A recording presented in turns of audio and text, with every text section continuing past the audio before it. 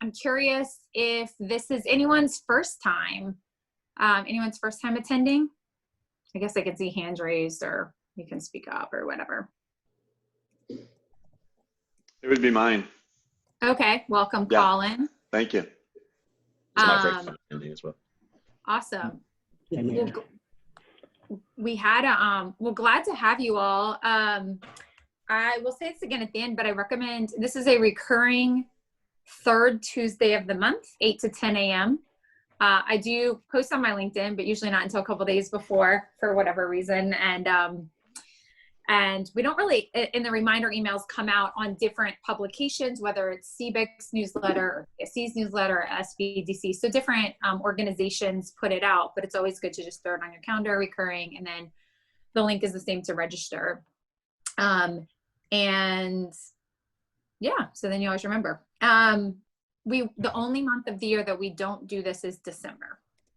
So if you show up here in December, I will not be here.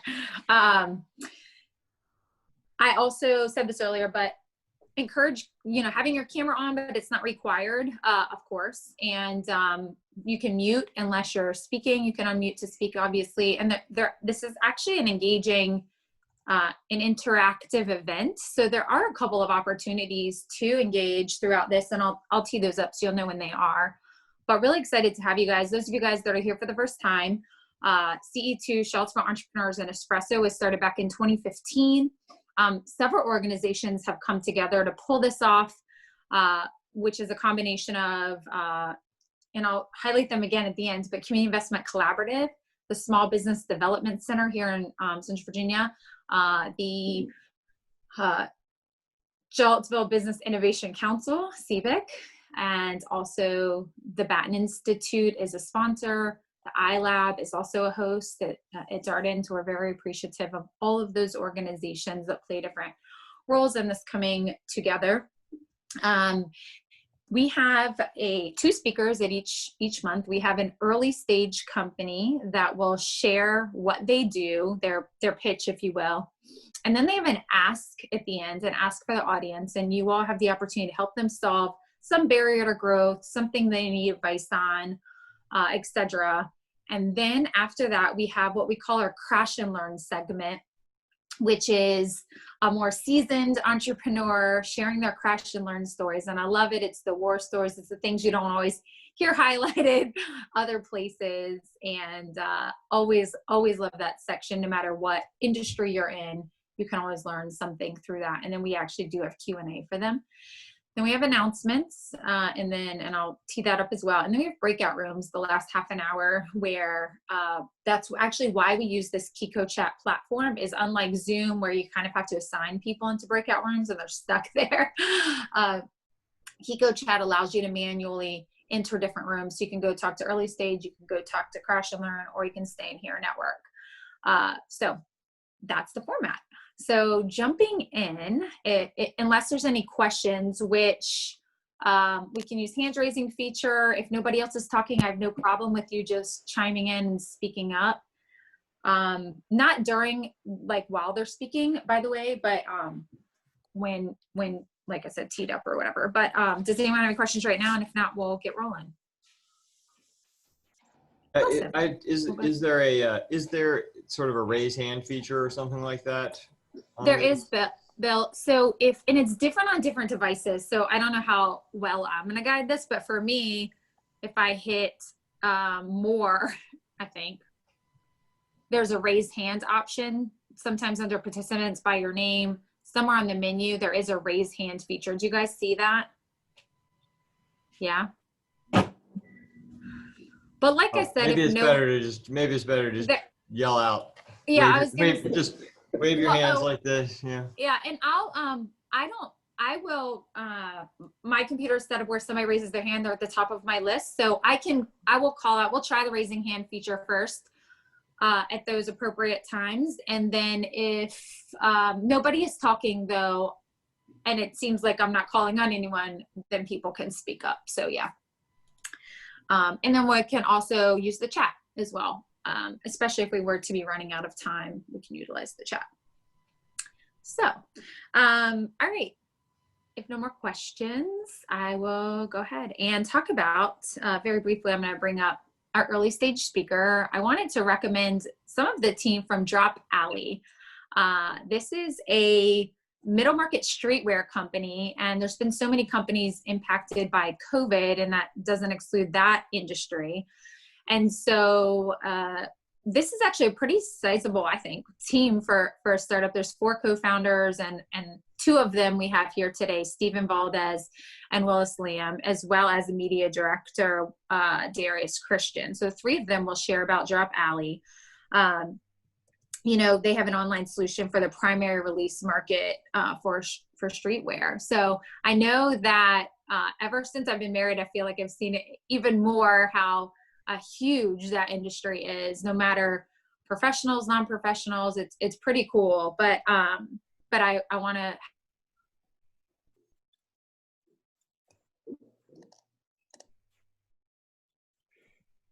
Oh no, Hope, we lost you. You did? Or there's a very dramatic pause there. Maybe. You guys know who? Are we good now? Yep. Oh, weird. No, but I'm not competing with Wi-Fi this early with anyone. So, but did you guys hear who you're about to hear from? All that went through? I think so. Okay. All right. So the 2 co-founders and the media director for Drop Alley. And what I was going to... No, you cannot. No, you can't. What I was going to say is, because there's 3 of them, you might consider being on gallery view and not speaker view. And also somebody needs to mute. I'm not sure who it is though. Frustrating. I would want it a very authentic one. Yeah. If you could find something that looks like it. Yeah, exactly. Alan? I'm sorry, I apologize. It is me. I was muted and I became unmuted. No problem. It's not a real Zoom event if something like that is happening. All right. So what I was saying is that because there's 3 of them, and 2 of them are actually in the same room, even though it doesn't look like it, you may do gallery view instead of speaker view. That's all. So with that, you guys can have the floor. Awesome. Thanks, Hope. I'm going to go ahead and share my screen here.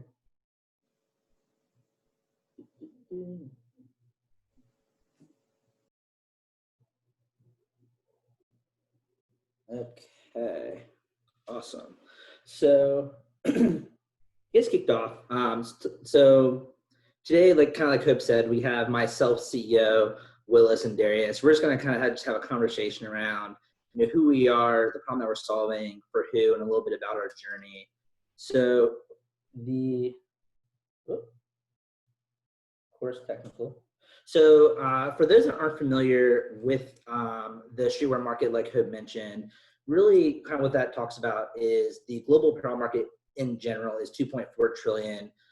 With that global streetwear market, it's grown dramatically in the past 5 years. Globally, it's at 382 billion. And what streetwear includes is, there's an example of a Nike shoe there. It may be a handbag, or it could be like a middle market brand like the Anti-Social Social Club, like a t-shirt like that. So within that, the US streetwear, which we consider our beachhead market, and we're focused on the middle side of that. So, we're not going after Nike, we're not going after Adidas, but in general, it's more like the Anti-Social Social Club. And in comparison, that market in general, those small brands are outpacing the market as a whole. And so when you think about your major brands like American Eagle or Hollister, these smaller brands are continuously chipping away at the market share, specifically as the Gen Z user gets more and more spending power. What we've seen in the streetwear world, and as we've talked to different customers, is that the majority are local and minority owned, with maybe 4 brick and mortar footprints across the country. And a lot of those businesses hold pop-up events in other cities, or they'll go and attend other events. So they've actually been, from a changing landscape perspective, significantly impacted, with about a 70% decline in foot traffic. So the one thing that hasn't stopped, though, is the resale market growth, where that's actually expected to grow 6 times what it is today in the next 5 years, as that younger consumer is transitioning to having more of that spending power. So let's talk about the problem. So from a brand's perspective, there's a couple of problems here. One is within streetwear in particular, they are disproportionately impacted by COVID, like I said. And with that lack of being able to do pop-up events and really embrace that limited release, exclusive product drop culture, those online sales on average are 30% lower than they would be able to get in person. So that's directly impacting their bottom line. As well as brands are prohibited from the resale market profits. So of the resale market platforms, like StockX and eBay, the brands aren't tapping into that and can't make a net profit off of the resale value. Let's say it sells at 2 times the normal price. From a fan's perspective, if they enter into a wait list to obtain a limited release product, they may obtain a reseller bot, which could be expensive as $3,000 for the hope to win a product. So you'll see this a lot with some of the Nike product drops. On top of that, when you think about the middle market, which is what we're going after, there's a lot of speculation around, will this product from this unknown brand that doesn't have a long track record be more valuable later, or would the hype around the product or the peer-to-peer factor of the attractiveness of it be dwindled down very quickly? So there's a lot of speculation going on from think of like Gen Z and millennials around these emerging brands, and will it just be cool this month, or will it actually outlast? The third aspect from the fan side is there's a lot of fans and there's a growing niche of users who are actually making everything's about a side hustle now, I guess you could say, but making a side hustle and or full-time incomes from being full-time resellers. So they're going out, finding these brands, and then relisting them on sites at a profit. And so with that, there comes a lot of time, shipping costs, and just literally physically moving products. So this is where we come in. So what we are is we partner with brands to provide an online pre-launch marketplace solution. So what StockX did for the resale market is really price standardization around the resale market, creating transparency around the price of products, on what type of different products, and over time. So what we're doing is we're focusing instead on the resale side, we're actually focusing on the primary release market. But instead of on resale data, we're looking around the interest indicators around a product. So this is why we're focusing on that middle market of lesser known brands. And so here you'll see them on the kind of the 1 through 5 there in our prototype mock-up here, is that simply put, they basically join a wait list. They have the ability that if they win the wait list and then purchase the product, once they purchase the product and have the ability to obtain its exclusive good, they can then immediately choose to automatically relist the product for 7 days. If that product is then purchased by somebody else who's willing to pay a premium for it in the next 7 days, the user actually never takes possession of the product and they just take their profits from it. So it creates an efficiency in the market there. So let's compare this more over time than just a point in time. So today, for the traditional process, there's a waitlist period where it will accumulate people who are interested in obtaining a product. And then on the same day, all the products drop, and first come, first serve is typically how it goes, almost like a flash sale. With us, you'll see actually we design a process to go over 7 days. So we take that supply, split it up, and then provide an opportunity for users to, on a day-by-day basis over 7 days, slowly choose if they want to obtain the product, again, with that 24-hour window. So in essence, though, what we're doing is spreading out the ability to promote the waitlist campaign, as well as driving hype around the product as opposed to just a point in time. Go to the next slide here.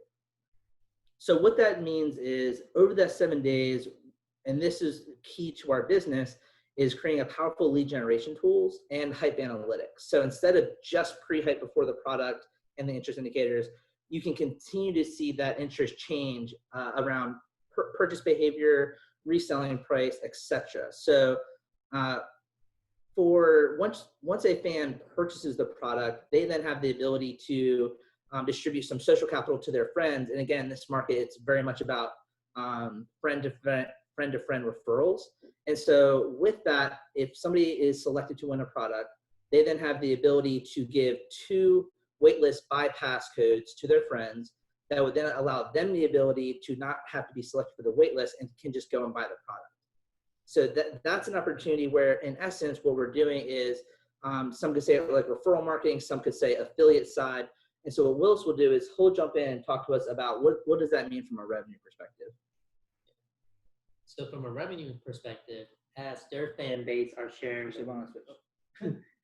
there you go. From a revenue perspective, as the brand's fans are sharing and gaining new consumers through that post-purchase referral, we would charge for each fan that's created through that lead generation a certain fee that you see there. And then we also see an opportunity for the secondary revenue that you see there as well. Moving forward, looking at the market today, just to give you a glimpse, these are companies that have emerged over the last 5 years. As these companies are resale platforms, and over the last 5 years, they have gained tremendous valuations as consumers are demanding more. So where we stand in the marketplace, since there is no primary initial release, we are that side, but also providing the resale platform as well. So over the last 4 months, we've learned a lot through speaking with 100+ folks that encompass of brands and also fans, and through various experiments types, such as a functional test with a Richmond local brand, third-party research, and surveying, that ultimately led us to 26 identified hypotheses and gave us confidence to go into Q3 2020, moving forward, developing the core features you see below. So coming together as a team, we have a team here from diverse skill set that helps us build a tech company. But those folks as well comes from top tier companies. With that being said, bring this entire team together, we're here to solve a meaningful problem. And through those diverse skill sets and those top tier connections, we were able to do that. So passing it to Darius, he'll talk about where we've been and along this journey. Thank you, Willis. To start where our journey began, we started ideating dropvalley.io in Q4 2019. Shortly after, we initiated our customer discovery and third-party research. As first-time entrepreneurs, in May 2020, we began working with Startup Virginia and Lighthouse Labs to gain some foundational knowledge, mentorship, and guidance around validating our preliminary hypothesis. Following that education, we began working with ICAP to revisit our customer discovery. This then led us to further refine our target market to Gen Z. Currently, we're applying to 1776 and letting the ink dry on our pro bono partnership with Capital One for an internal advisory board as we continue to test our MVP. We appreciate you all listening to our first ever pitch.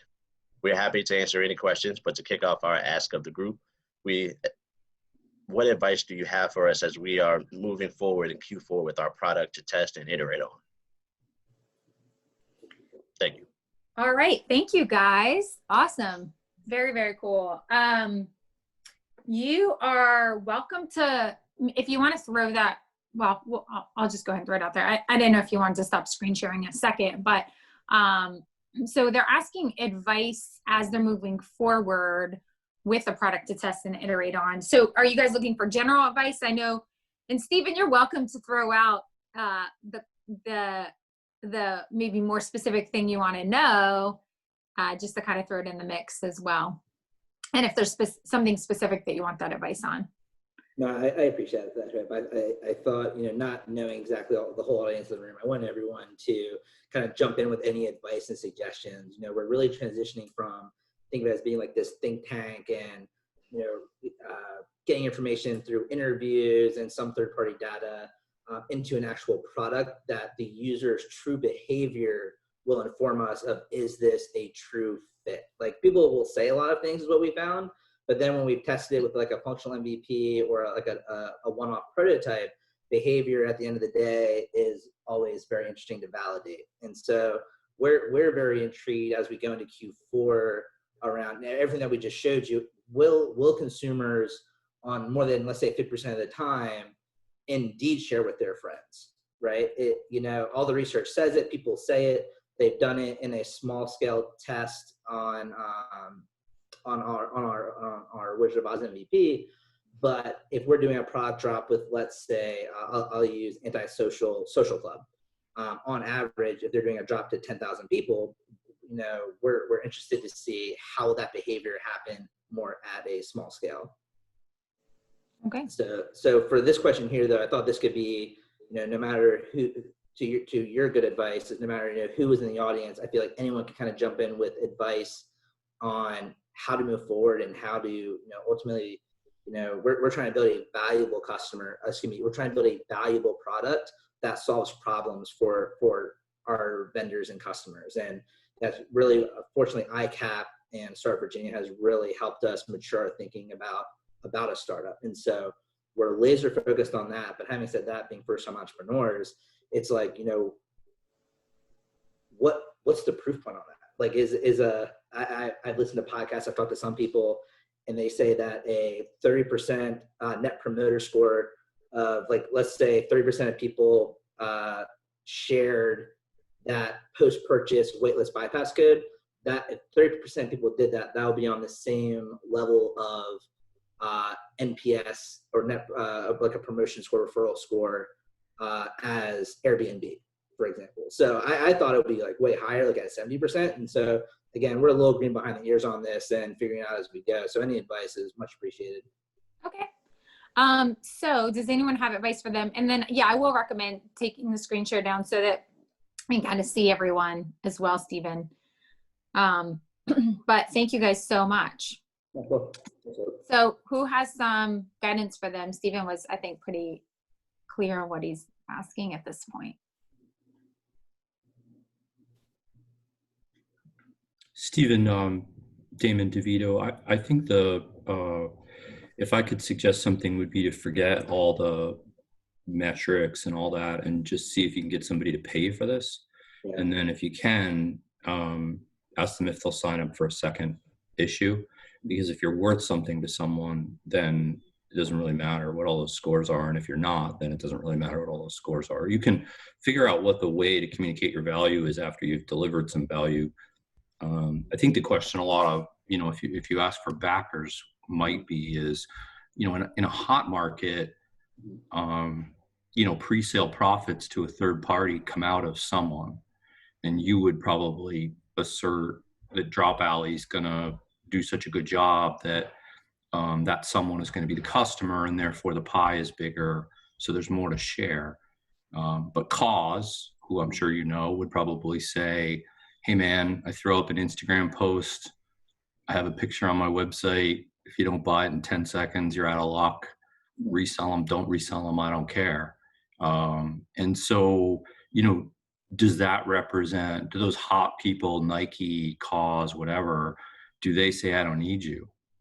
Right? You're only making me more commercial in a way I don't want to, or look less competent in a way I don't want to, or do they embrace it? And if they're not your customer, then maybe somebody who's an up and comer is your customer, and that's an entirely different marketing strategy. You could be useful to either. I don't know that you could be useful to both, maybe, but it seems like one of the two of them is going to be more interested, and depending on the value. And so therefore, I think you've done such a good job going out and talking to people. It's probably time now to say, hey, we'll do this for you. Yeah. And in whatever jangly index card version of the technology you have, just see if you can't talk somebody into it, that's kind of an indication, to ask yourself, do I want to keep spending money on this, or do we need to rethink before we, kind of move on?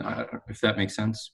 No, it does. I mean, if you would have met me 9 months ago, I would have not have had the maturity and level of understanding to really understand the depth of that advice. When we did that one functional MVP test back in July with the Richmond brand, Lele, they actually paid us for that. So that was awesome. So that was like a sweet first dollar revenue there. And they were excited to come back to us on a second one. And to that point, we call it a Wizard of Oz, but a very manual prototype. So my main man there, Darius, was our notification guy, manually sending our SMS notifications and emails to all of our waitlist participants. And so, we felt comfortable moving forward there with the core concept. When we think about a large brand like Nike, and this is what ICAP helped us a lot with, Nike, they have their own technology portfolio. So they're not necessarily they're not a target customer for us. in at least this beachhead market. But Have they told you that, or are you just assuming we're too little, they're too big? they actually have made really significant investments in like an integrated technology strategy that goes way beyond the streetwear market. Like it's really like a lifestyle technology strategy. So we would, because we don't operate as like an affiliate marketing site, like we wouldn't be redirecting them. That creates a problem for them. And so we haven't talked to people there directly. We have talked with somebody whose brother is an executive at Nike, and that was passed through them. So there's some kind of a proof point there. But to your point, going back to one of them, my concern is, we had a successful drop with Chalele, and it proved a lot of things. Were you paid? Yeah, it was paid. Yep. And was it regular full price? Yep, regular full price. So we did good. There was a limited drop. I think we had 20 items, and we did it actually on fairly quick notice. We didn't even have our 1 week full of like creating the wait list and creating the campaign around it. But the learning outcome there was, would a user be interested in a multi-day product drop, which just doesn't exist today?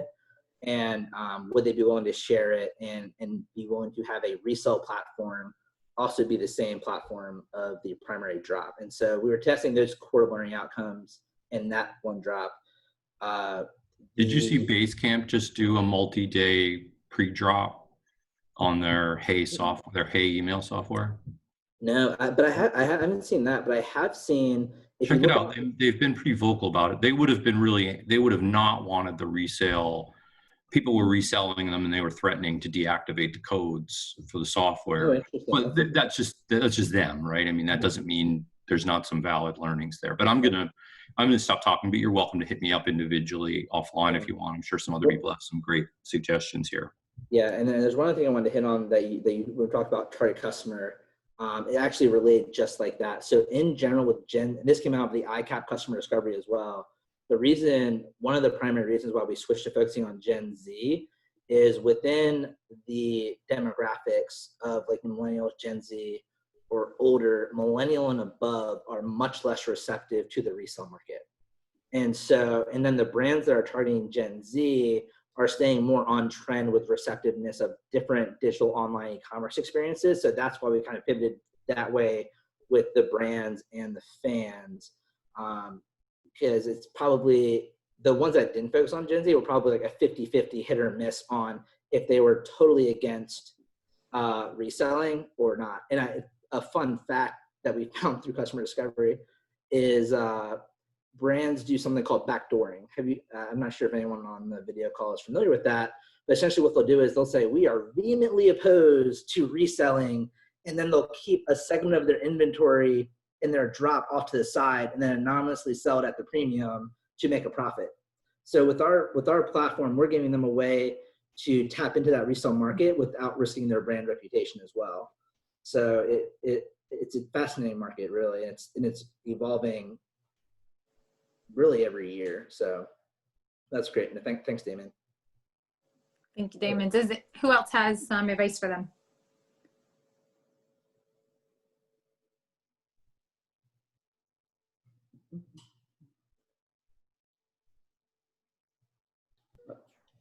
I'll jump in. I guess it's very heavily focused on like sneakers, it looks like, but I think two things. There's two ways you could go about this, but I mean, you could go to just about any retailer, like a Yeti, right?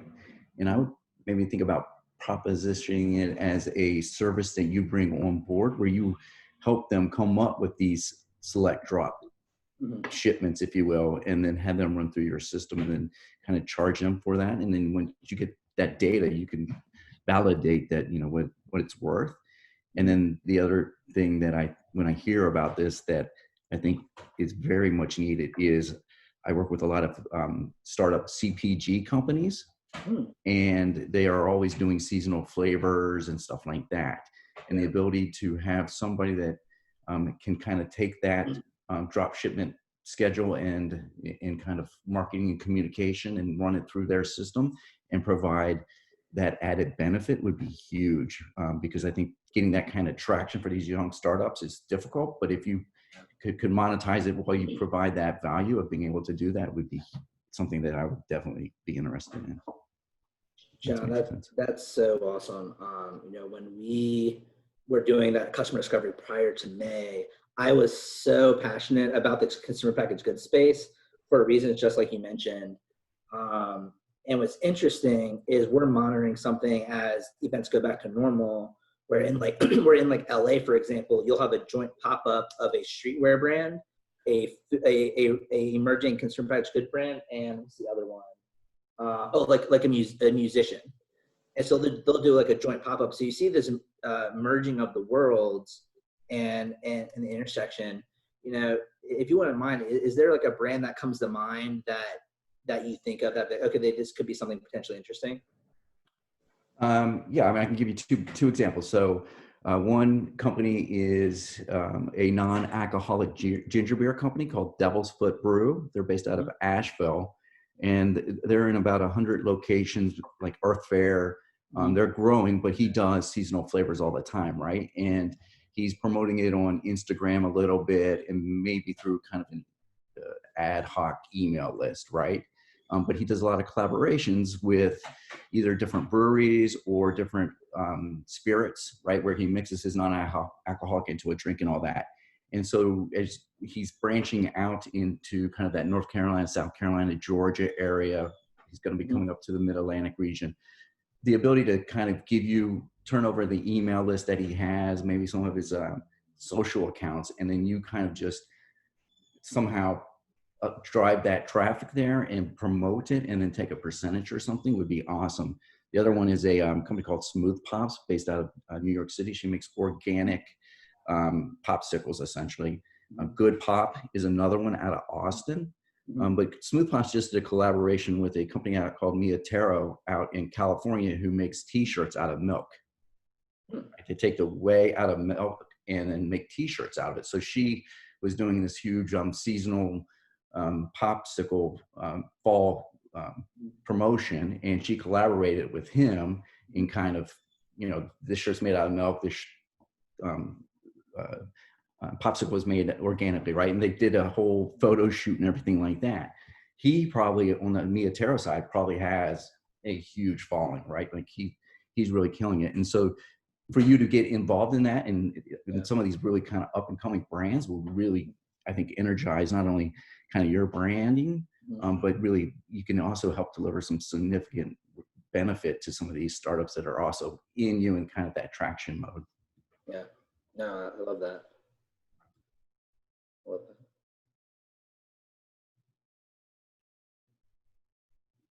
I think you're on. Oh, sorry, Wes. We could probably do one more question, or not question, sorry. Piece of advice or guidance or whatever. Is there one person that has anything to share? Anyone want to give Darius a super hard question?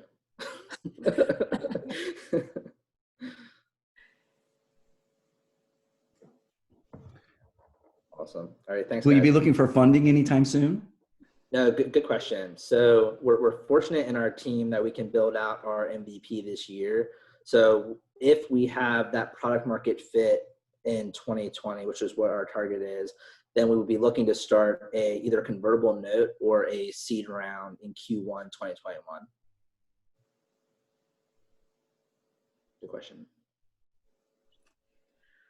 Stephen, if you want to put your contact information in the chat, they will also be in a breakout room after this around 9:30 or whatever. If there's any additional ideas that pop up, just meet them over there and you can continue to network.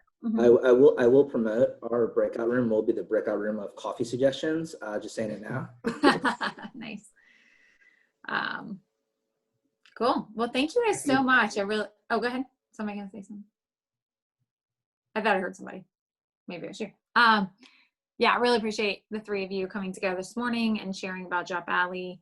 And yeah, we'll chat with you in a little bit again. Thanks, you are welcome. Yeah. All right. Yeah, and then throw your info up as well in the chat. So I am next excited to bring up our Crash and Learn speaker, And as I'm doing that, I'll ask that just everyone is on mute and then unmute at the Q&A. But I'm excited to introduce Bill Stilley and a little bit about him. He is a double who, I guess that's what it's called. He went to UVA and Darden, and then on top of that married someone who went to UVA and also grad school at UVA. So a double who married to a double who, from what I understand. And then he also has a background as a Marine. So just appreciate your service as well, Bill. He has founded several companies, been COO and CFO of companies, and through both his founding and different leadership roles, has navigated several successful acquisitions. One of them, one interesting acquisition story, was he worked for a public company that was looking at acquiring some technology, and he was working on that, but the acquisition fell through. And what ended up happening was he co-founded, after leaving that company, a company called Adial Pharmaceuticals that utilized the technology of that company that did not end up getting acquired. So he is now the co-founder of a Charlottesville-based company called Adial.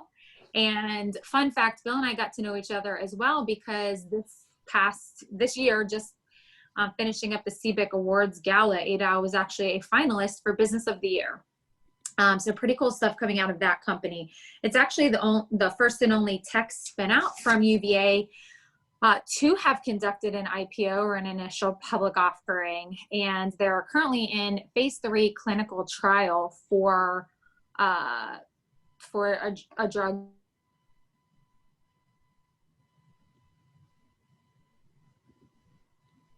Uh-oh. Hope froze on us. Really? Oh, there you go. Now you're back. Okay.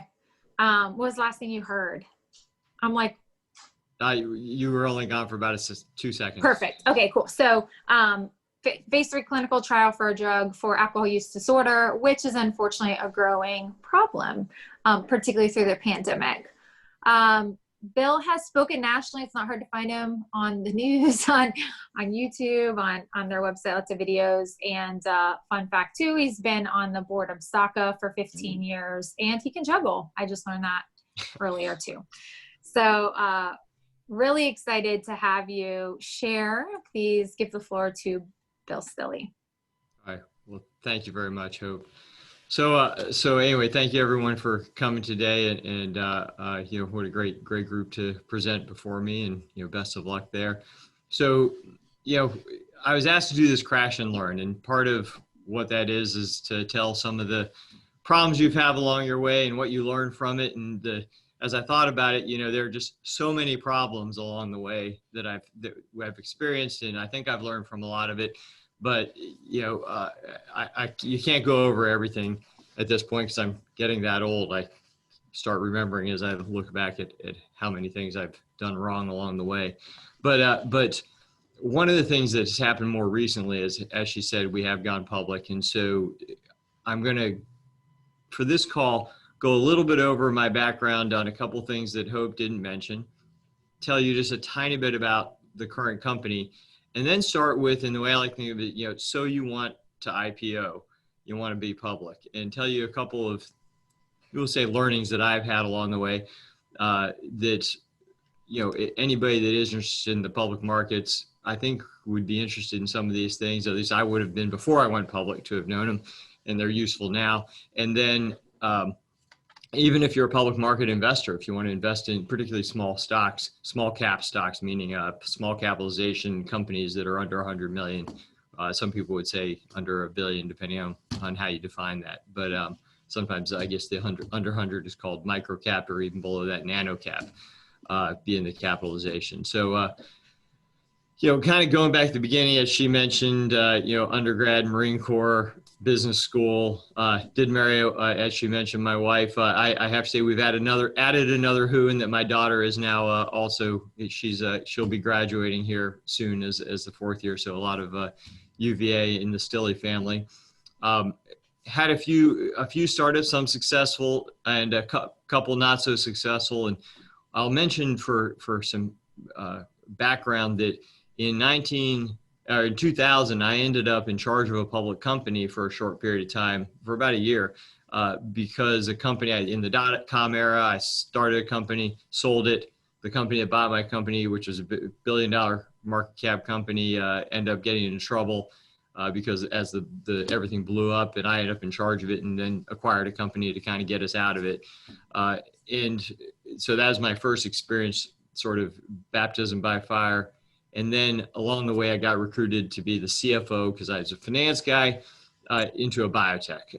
And that's getting closer to 20 years than I like to think sometimes that happened. And from there, moved into operations, learned research, drug development, and kind of got the full gamut of doing pharmaceutical development, trying to get drugs to market. And along the way, my last position, I was the vice president of business development and strategic projects at a public company called Clinical Data. I got that position because they had acquired my other company where I was a chief operating officer and finance officer. And so I just worked for the acquirer for a little while. And the business development side meant that I was the fix-it guy. So if there's something went wrong, I ended up getting put on it. So I was in charge of a global cardiovascular phase 3 program. And for those that don't know, drugs are developed in phase 1, 2, 3. 3 is the last large trials before you go for an approval with the FDA. And then another project I was on, I was in charge of a drug manufacturing the drug. So setting up all the vendors and the chemistry, and then making them in tablets and then packaging them as we were getting ready to launch a drug. And on the business development side, was looking mostly for acquisitions. And that's as Hope mentioned, I found the technology for ADIAL. And so then when we sold Clinical Data, before we ever acquired ADIAL, the technology, and we sold it to Force as a $1 billion+ deal, I then stepped out and co-founded ADIAL around this technology.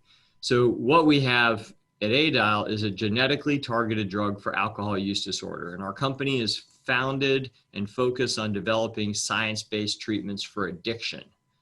And so the first drug is for alcohol. We had 4 drugs to start. In the drug business, you want to kill your drugs quickly. So we've killed off 3 of them, and we have one left on which we're focusing. Genetically targeted, meaning you get a genetic test. If you're positive, you'd be expected to respond to the drug. It reduces craving for alcohol to help people reduce or eliminate their drinking. And so that's kind of the foundation. And as we went along, so that it started that about 10 years ago, have moved it forward so that we just this year started our phase 3 trial. We're running that in 7 countries in Europe, and that's ongoing right at the moment. And we just recently announced that we got the final, some things got delayed there. We got the final approval to start in the last country, which was Croatia, recently. And so we're moving forward. We're hoping to get that developed. And the job of CEO of a company, what you learn is, first of all, build the team and resource it. So that's really, the leader's job. Build the team and resources. So the most important decisions you make are the hiring of the people.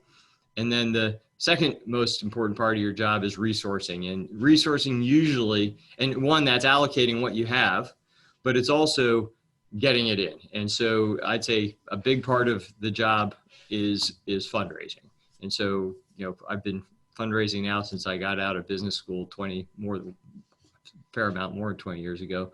And as ADIAL was going and we looked at starting the phase 3 trials, it was the end of 2016.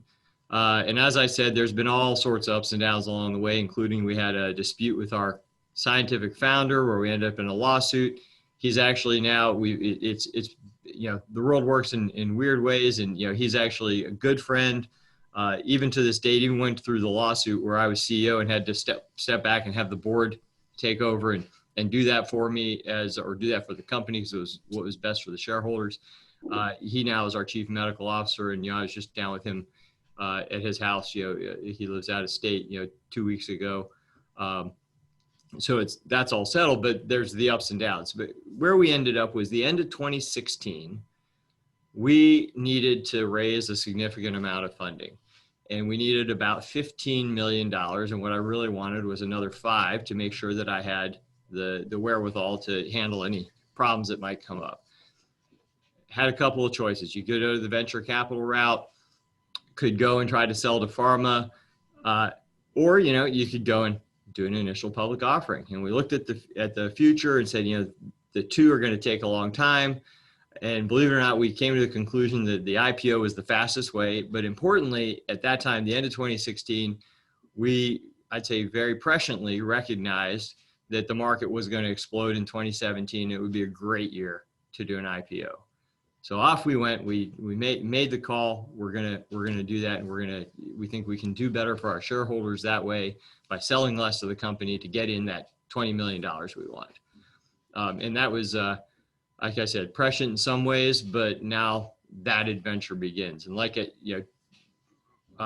and first of all, before I keep going, anything I've said so far, and I'm going to tell you, sort of the IPO story, and this is where So You Think You Want to Go Public comes in. Anybody have a question or comment or whatever on anything I've said so far? I'll give you 5 seconds here in case that's true. I can't do that. All right. I was going to say, Go ahead. Just one comment. When you guys off we went, I immediately thought Wizard of Oz. That's a lot more accurate than you might, going off into a different world that I had no experience and seemed sometimes to have no basis in reality. There you go. So not that off of an analogy.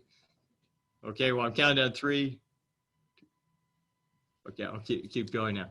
So what happens? We get going, we say, we're going to raise 20 million. We go out, we interview about 10 investment banks. Actually getting some pretty good feedback, and we got this small, at $20 million, we're kind of on the smaller tier of banks, but we talked to some big ones. And, I have to say, a deal I did along the way, we used one of the top 4, Lazard Frere, to do our deal. So I had a lot of banker connections already because of, the history and all. But I'm now going to a group that I hadn't really worked with, which is the smaller banks, because we're going for 20 million, which is on the small side for an IPO. And, we had a anchor investor for 3 million of the 20, this European fund. And they were a pension fund that they had fallen in love with the technology. And so we're moving forward, and we pick our bank. It was right in their sweet spot. They had a big retail group, meaning that they had brokers that would go to individuals. And then they had what's called an institutional desk, which means they have people that have relationship with all the funds, and they can push the IPOs to them. So there's really 2 big pieces to how you're fundraising in the public markets. And by the way, Hope, just to make sure, how long do I have? So I'm just making sure I watch the clock here. Probably another 5 to 10 minutes. Okay. And wait, so that's 5 to 10 minutes, and then we do Q&A, or do I need to include Q&A? Correct. No, then Q&A. We'll say 7 minutes and then Q&A. In that range. Yep. Yeah. So we move off, we engage, and I'll even throw out the names here. We engage Aegis Capital, this fund. They've got, 400 brokers, and they've got an institutional desk. We think it's perfectly going. We do our audit. We raise a little money to help us, get through, plenty of time, plenty of money to get to where we need to go, and off we go. And the IPO starts, we start the roadshow in the fall. I'm running around New York. And all of a sudden, partway through the roadshow, where they said, "Hey, we're going to bring you back next week," well, all of a sudden they said, "Hey, we're slowing down. We have some ideas," and things started delaying. Then they wanted to bring in another bank to help them, and it just got weird. And all of a sudden, stuff started getting paused. And not long after that, the whole capital markets group, which is the banker side, not the brokers, but the guys that run the brokers and all, they all left Aegis Capital, and they went to work for a firm called AGP. So our banking team had left. You're just stuck. So we looked, oh my gosh. All right, well, luckily we had raised a little money. We're good. We go out, we interview a couple banks. We have one that stands out pretty quickly, this group called Joseph Gunner and Company. We go there, and this guy the guy who runs it is a hot shot. Does deals all the time, actually more prolific than the group we were with. We downsized the round a little bit, dropped the valuation. Oh, now that we're below, and by the way, that was 20 million we were raising with an expectation of being an 80 million valuation. So our post money, meaning the market capitalization after we were done, would be expected to be at 100 million. And we were going to just do a straight common, where we were going to just sell common stock. So we come in, and they say, well, you're now a failed IPO. We got to drop the amount a little. We got to drop the valuation. But we think with those things done, it'll be easy to push across. So we had to redo our audit because the time that had gone by, we needed to make sure we had those numbers right. And we engaged and worked hard. And I remember pushing my team to get it in, to get the filing in on a Friday. I'm like, no, we're not going to next week. We're going. And we got it in at 9:59 because the SEC system closes down at 10 o'clock on Fridays. Got it in at 9:59 so we could be out on Monday. Monday comes, I'm getting a couple calls about setting up some meetings, but we're getting prepared.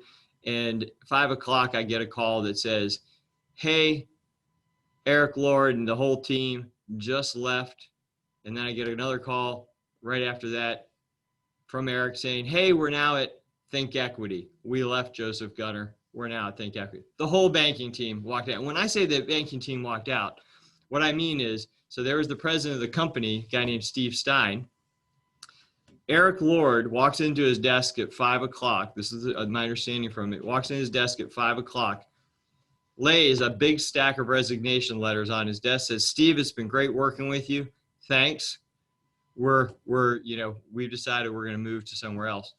Walks out the door. And when he walks out, every person in the whole office pushes back from their desk all at once, stands up together and files out saying, thanks, Steve, thanks, Steve, thanks, Steve, as they go out the door. And so in the way the banks are set up, they have the retail side where they've got all these guys like you see in the movies where they're all yelling at each other and they got their screens and they're all in a big open room. And then there's a door that's literally locked so that the capital markets people, which are the ones who do the IPOs, can't talk to them except for because it's called going over the wall. The brokers can't be told the confidential information that the guys and the bankers know. And so the retail guys are all still there. And the banker, you walk in there in this place that used to be packed with all these people who'd be yelling and screaming at each other. They're gone, every single one of them, except for the corner office, Steve Stein, because he ran both groups. So here we are. We now have another failed IPO. So we then, at this point, I'm laying off most of my people, putting them on furloughs and all. I took it down so I was the only full-time employee, just so we could say we had one. I've got my CFO who's he's worked with me for 3 companies now and was working for no pay at the time. And we decide to continue. This is, we're not going to be stopped, move forward. And we then interviewed 3 banks again. We're talking to them. We actually had 3, believe it or not, we had 3 that were interested, including the guys that had left, but the way they left didn't really sit that well with me. So I wasn't that interested in them. And we ended up re-engaging Joseph Gunner again, but they brought in a new banker from somewhere else. And then they brought this guy from retail up who told me he could get the deal done. He liked it so much he could get the whole deal done retail. So we drop it down to $7.5 million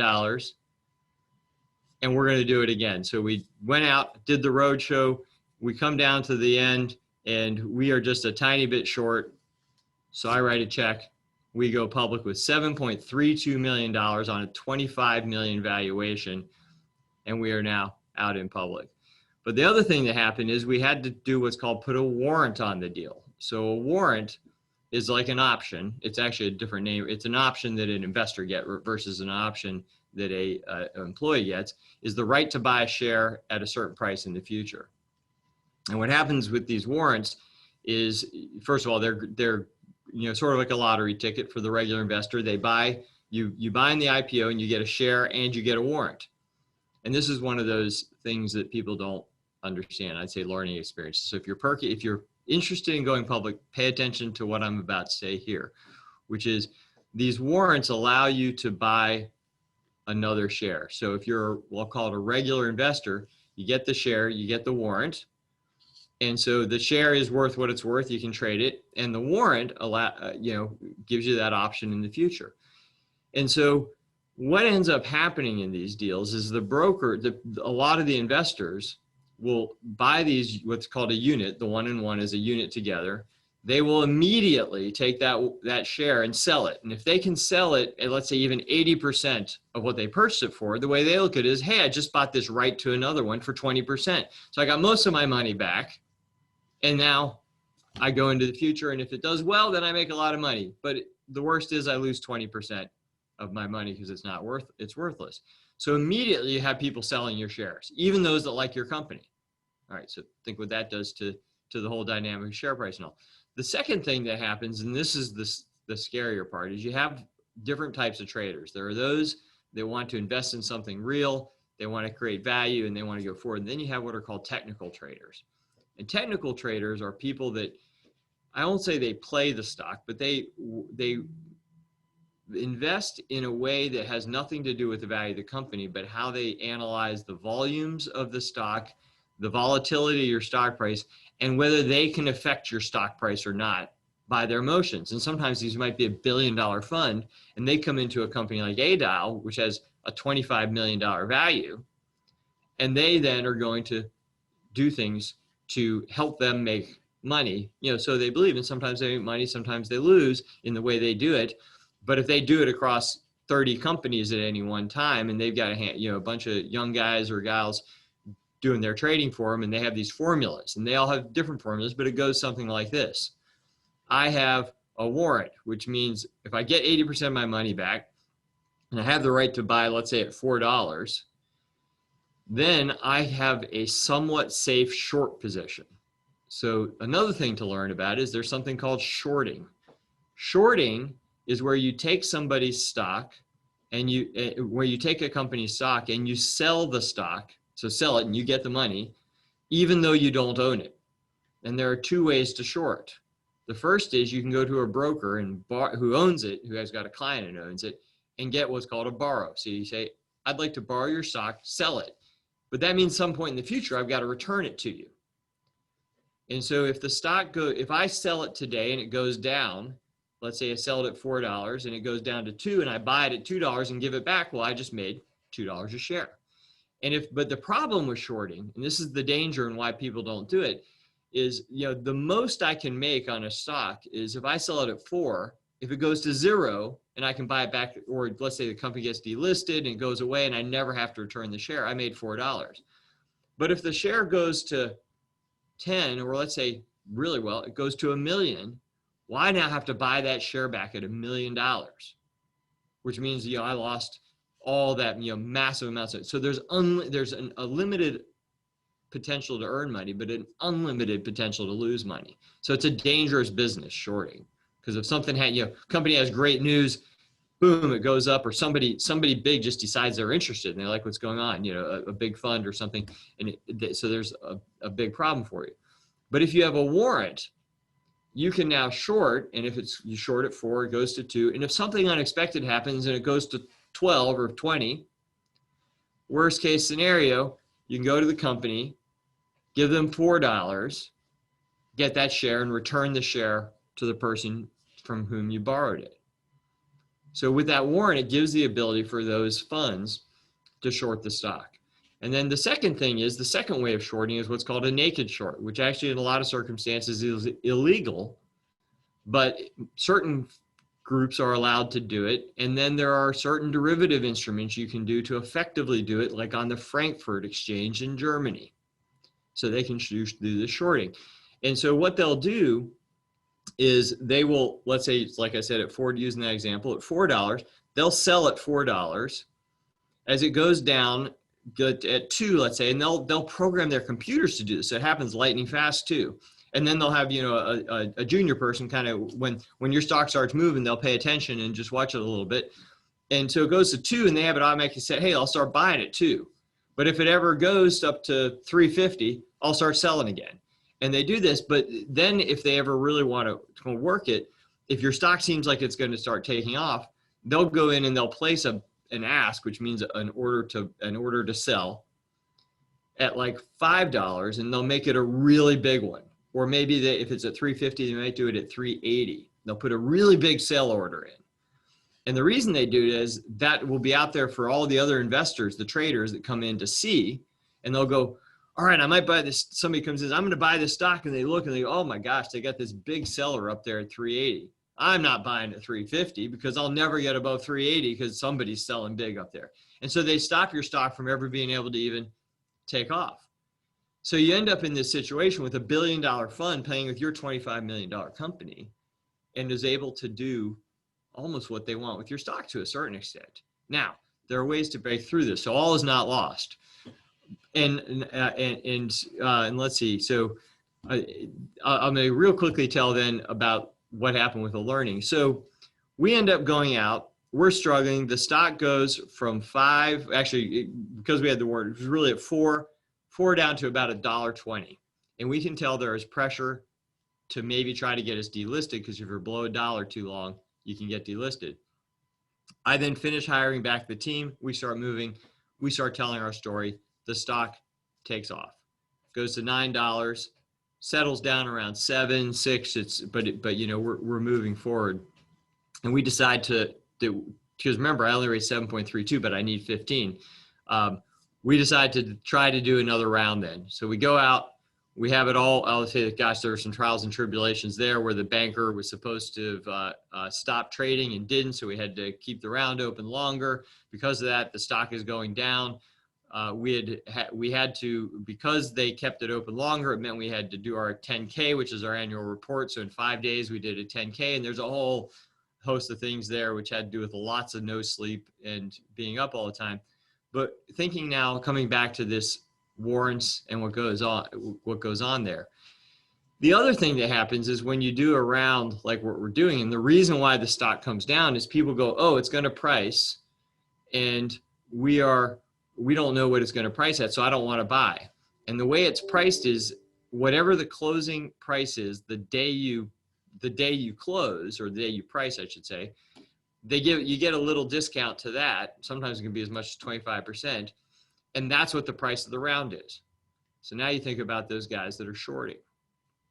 So if they know you're doing a round, what they start doing is they go out and they short your stock. So they're selling, let's say your stock's trading at 6. So they start selling at 6. And because they're selling, it's going down. Then let's say it gets to 4. The round closes, the prices. Let's say you end up selling it at 350. They then buy in the round at 350. Now remember, they sold it 6,543 all the way down.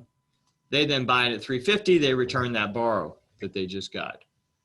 So you have this dynamic going. And because we kept the round up and long, our stock is going from 6. It's on its way down to 2. At the time, it was like 4. I could just see the writing on the wall. So I ended up going out, and I found one fund that I talked to, and I convinced them that if they would come in and do a third of our round, I would cut out all these other funds.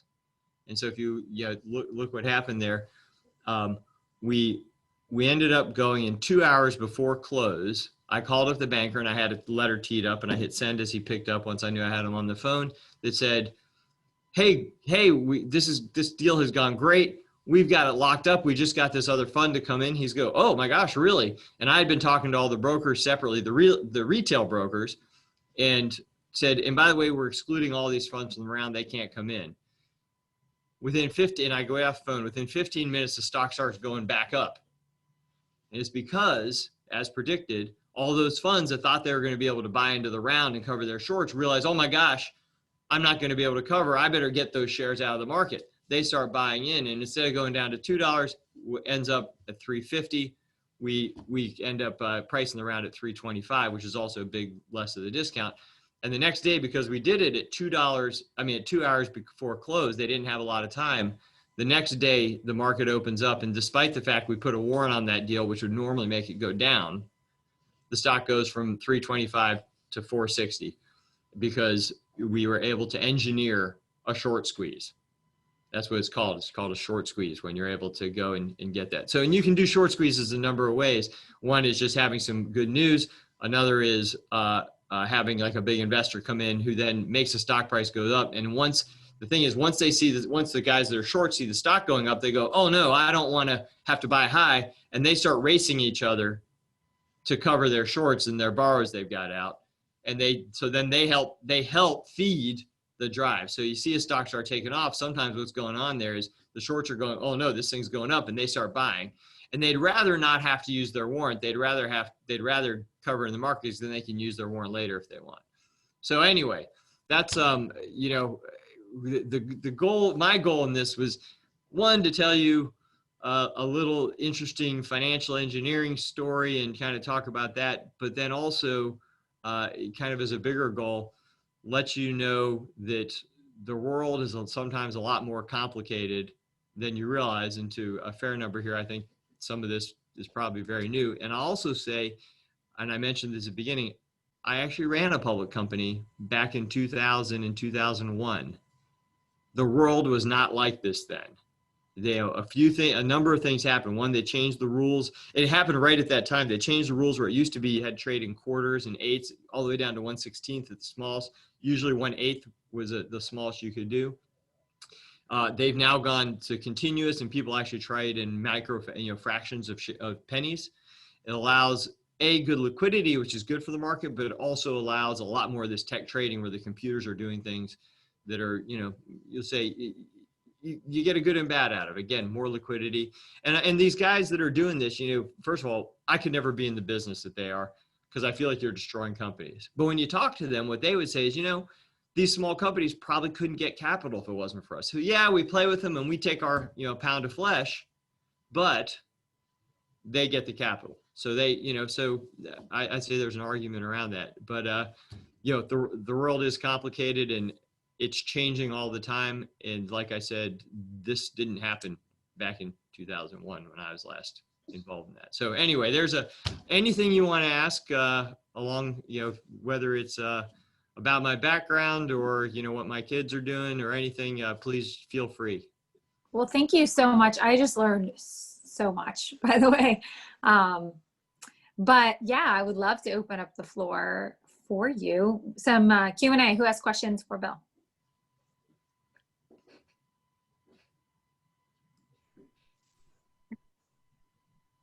All right, I'll go real quick. All right, John. So sorry, the hand raising thing. You can just speak up. sorry. Nobody's saying. I didn't want the silence.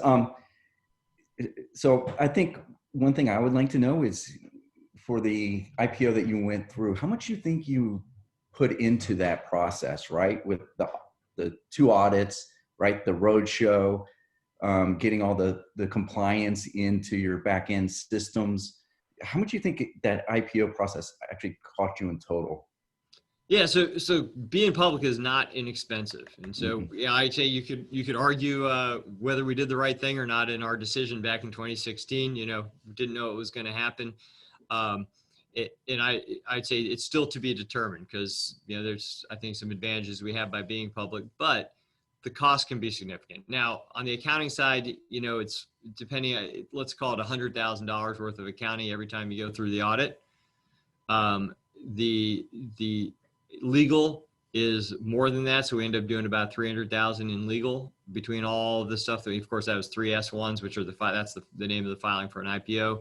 And I'd say the big cost that is pretty straightforward, but you just don't internalize, at least I hadn't fully, is the D&O insurance. And we pay more than $500,000 of D&O insurance every year, especially being, it's flattened for us, but that cost is going up all the time. And the reason is there's law firms out there who made a business. If a company's stock drops, something happens, they just run out and they're racing each other to the courthouse to get their filing in, even though they might not even know what they're going to exactly sue over. They just throw in the lawsuit, then they can be the guys that get class action. They figure out if there was anything there and they either pull the lawsuit or not. And if they can get it, they can then sue. And the thing is with the insurance companies, they pretty much are going, well, this is going to cost us $500,000 to defend this thing. And so as long as they offer us $500,000 or less, we're just going to settle. And that's, means that your likelihood of getting sued is much higher than you might otherwise think.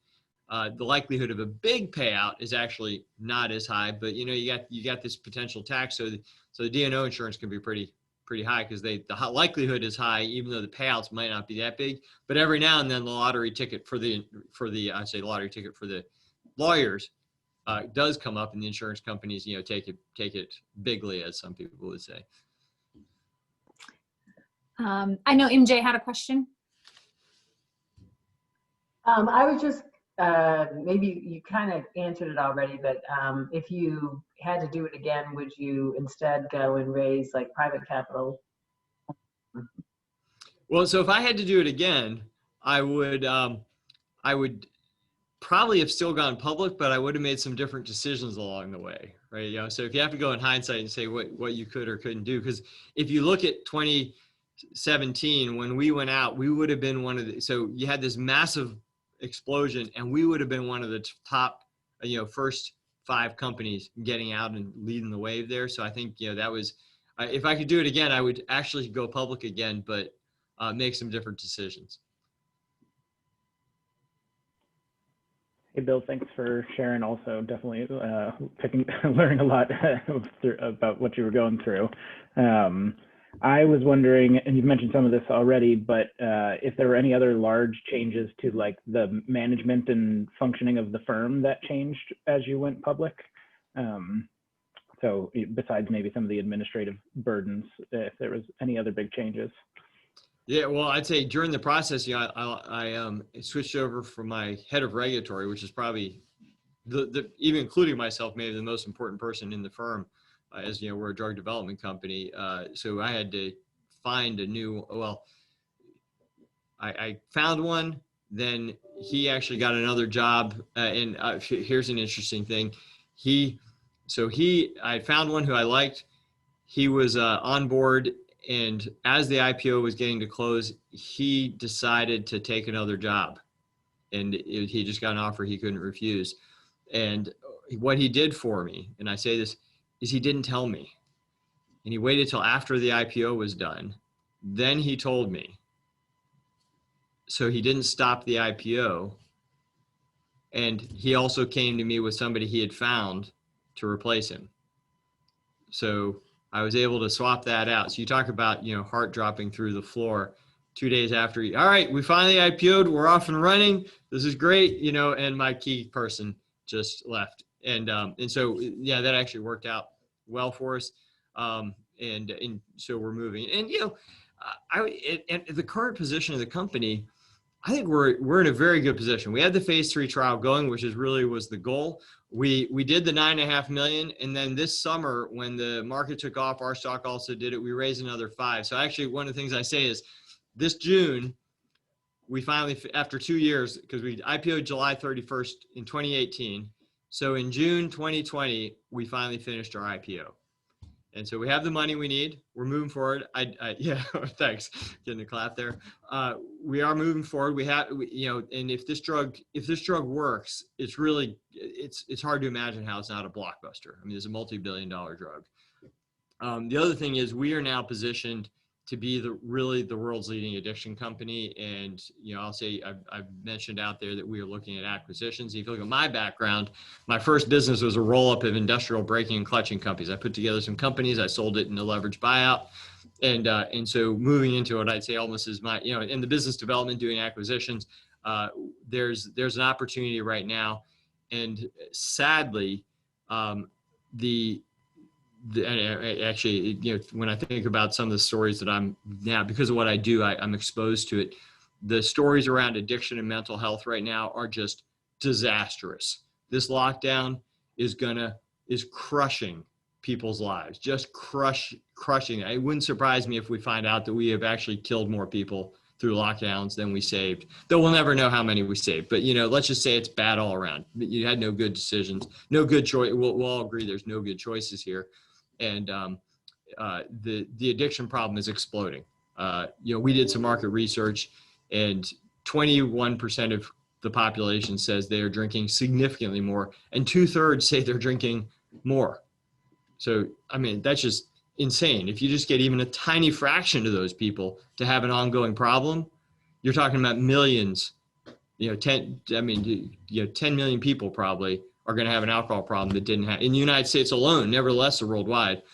So we're in a position to really create a lot of benefit for society if we can do it. And another thing I guess we announced is we're actually moving towards filing, and it'll happen very shortly, doing a filing for expedited review, because we think that this fits into the area.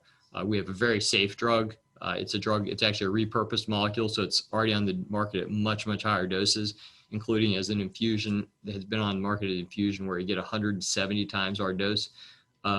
So very safe drug. And so, we're moving forward that way. But, in the end, it's a business opportunity for us, despite the fact I wouldn't wish it on the world.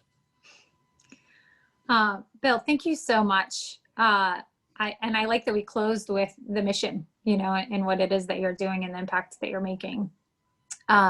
We need to move on to announcements, but Bill will be in a breakout room after this if you want to chat more. And if you want to throw up your email or anything like that on the chat, if anyone wants to get in touch with you, you're welcome to do that. But like I said, he'll be in the breakout room. So, and if you had questions, yeah, thank you. And if you had questions, meet him over there if you have additional ones. But thank you both all of you all who spoke today. I want to move on into announcements. And so how I do this, what we have you announce is if you're hiring or if you have any upcoming events. And so I want to start with our sponsors first and our hosts. So but I didn't necessarily know that I saw someone from every organization. I know that David Tuvey is here with the iLab, so we can start with him. And then if you want to send me a chat, if you're here with CSE or SBDC or CBEC, that would be amazing. But David, I'll let you go first. Oh, happy flings. Dave Tuvey here from the Batten Institute. I can see MJ Tom's here as well with her little piece, and I see Damon too. I guess first, I usually join for a weather report. It looks like clear skies today in Central Virginia, although temperatures have clearly declined from last week. Highs in the low 70s. It feels about upper 50s, lower 60s right now. I don't know how much longer I'll be able to sit here without gloves. So hopefully the weather will turn to our favor this week. I don't know if we have any big announcements upcoming. We just took applications for Catalyst, and our selections will be toward the end of the month. So we'll announce those teams at that point in time. Students are back doing their thing. So new programs and other opportunities there. TomTom's online festival has started. That's not usually brought up here, but I think it's worth noting because it's all online this fall and completely free, or by donation, pay what you will. So check out the Cities Rising Summit from TomTom. You can just search that online and you should be okay. I can also include the link covering topics from health, equity, Main Street entrepreneurship, data science, etc. And I think that's it from our neck of the woods. We hope you all are staying safe and taking care of each other. Awesome. Thank you so much, David. All right. So Carolina, if you want to speak on behalf of the Community Investment Collaborative, CIC. Yes. Hello, everyone. My name is Carolina, and I work for Community Investment Collaborative. We don't have any specific announcements, but I can tell you a little bit of what we do. We are a nonprofit in town, and we work with under-resourced entrepreneurs. We help them through a workshop of 16 weeks where but members of the community come and teach them a subject related to business. So how to run a business. We cover most of the basics and a little bit more of that. And we are currently under session. We will be finished by December with the, I think it's now the 17th class, I believe we're offering. But yeah, so the workshop is the main thing that we focus on as with CIC, but we also have other programs that we run specifically for members, for those that join the CIC network or community. These days we have been working with a lot of grants and emergency loans due to COVID. So that has been quite interesting to work with, and we have been quite busy. So I'm thankful to be working with CIC because this is a great way to support the Charlottesville entrepreneur community and surrounding counties as well. So yeah, check us out online if you are interested or if you know of someone that can benefit from. Thanks. Awesome. CICville.org. You can throw your website up there. Linda from the Small Business Development Center, the SBDC, you can share. Hi, everybody. I'm Linda. I'm the events coordinator for the Small Business Development Center. And we have all sorts of exciting things going on, all sorts of events. Stephen, I was glad to hear you mention ICAP and that you did that program. That's a program we offer in collaboration with our state office. And sounds like they've really helped you out, so I'm glad to hear that. Hopefully you're still working with them, with your advisors. Good. And so that's an ongoing program that we offer. They have cohorts every few months. So if anybody's interested, it's all virtual now, so you can be in there with companies from all over the place. We're also launching a new cohort from our state office, and it's Passport to Global Markets. So if anybody has a company, they've been in business a few years, and they're interested in going international, it's through our GMU, and we have a whole international team. So if anybody's interested, I can tell you more about that, or you can go on our website and read more about that. And then locally, we have, just in the next week, we have several classes, 2 on contracting, 1 selling to UVA. So if anybody's interested in learning more about how you accomplish that, several procurement people will be on answering questions and telling you about how to accomplish that. And then we have 1 for women-owned small businesses and getting certified so you can, for federal government contracting. And then next Tuesday, a week from today, we have Pro Tip Tuesday, and we have high impact marketing strategies. A person from Charlottesville will talk about that. And there's other classes as well. So I'm going to put our website in the chat box, and please visit our website. If you go to news, there's a whole calendar of events, and you can read more there. Thank you. Thank you for all the great talks too. Thank you, Linda. Yeah, I know you all are doing some really great things for the community, so definitely throw your website up. And then I'll speak on behalf of CBIC, Charlottesville Business Innovation Council. Honestly, we don't have too much going on right now because we just finished this past week our annual awards gala. It was amazing. I just wanted to thank every one of you that was able to attend that for your support. It was really awesome. And I am always impressed by, any organization that does a large event virtually and it's successful and engaging and all of those things. So, and then we have 2 monthly events, one of them being this one, 3rd Tuesday of every month, 8 to 10 a.m., 11 months out of the year. The only month we take off is December. And then the other event is the 2nd Tuesday of every month called Tech on Tap. It's virtual right now, and it's 5 to 7 p.m. the 2nd Tuesday of each month. So those are 2 recurring events. I'll throw the website up.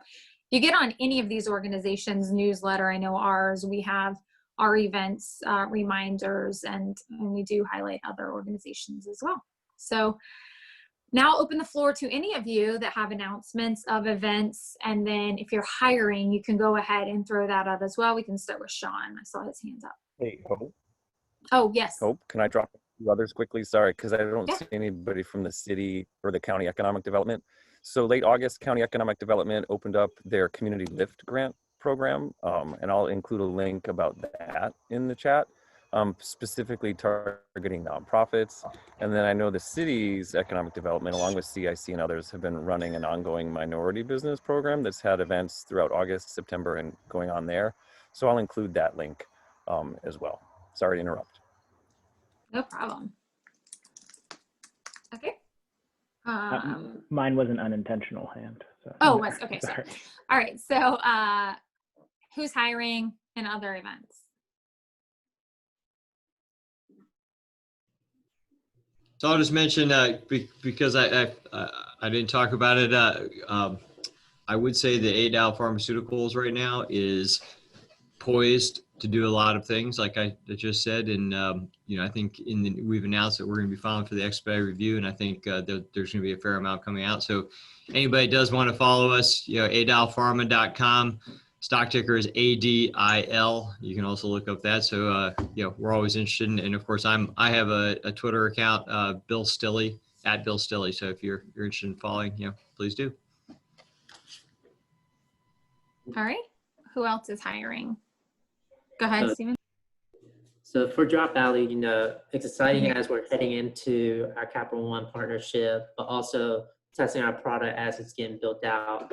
We're looking to onboard new people as we're moving forward in our journey.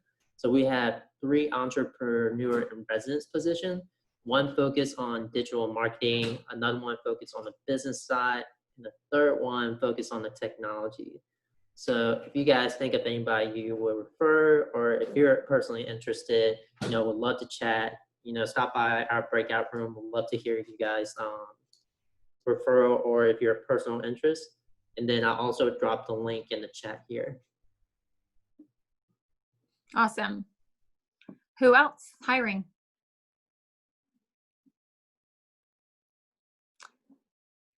All right. Okay, so let me explain breakout rooms real quick. And I do believe this has kind of a hard stop at 10. I've noticed this main room will kind of get shut down. Those Zoom rooms probably pretty close to then as well. So just be mindful when you're chatting. So how you get to the breakout rooms, you are welcome to just stay right here if you want general chat and networking.